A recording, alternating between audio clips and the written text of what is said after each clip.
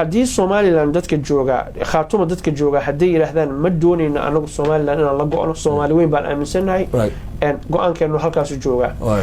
ma leeyihiin aayatiinkooda iyo masiirkooda inay u tashtaan anna waxaan ku idhi dadka degmada ku nool yes or no jawaab no you can't say yes or no why not because the question is complicated one fashion ku weydiyo waxay hadii waqooyigu calanka buluuga uu lahaa koonfurtu calan noocee bay lahayd colonialkii markuu wadanka jooga ama ka tagay reer waqooyiguna calan gooniya ma lahayn reer southkuna calan gooniya ma lahayn soo laba dawladood isku yimid xagee keentay marka waxa weeye labada dawladood ee isku keenay laba dawladood waxay u noqdeen laba maalmood oo kala gooniya ay xorriyad qaateen laakiin waxa hoosta in laga xariiqo u baahan in waqooyiguna uusan calan lahayn koonfurtuna calan ay lahayn gooniyo caalamku yaqaan laba calan oo gooniyo kala taagan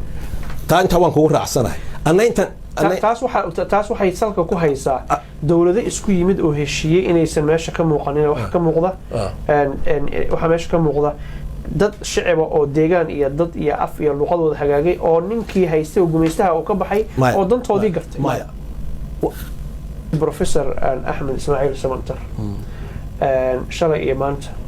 credibility-gaaga islaadahay dhaawac weyn baa soo gaaray sumcaddii ummadda Soomaaliyeed ay ku haystay in badan oo kamid ah dhulkay gashay maslada way suurtagali kartaa and it's probably true some of the I don't know what the number is lakin I agree marka analogy-gaas hadda bixisay ma laga qaadan karaa 30 sano kadib inaad noo sheegtid hadii Ilaahay bana gaarsiin oo tiraahdo wax Soomaaliland la yiraahdo way dhici kartaa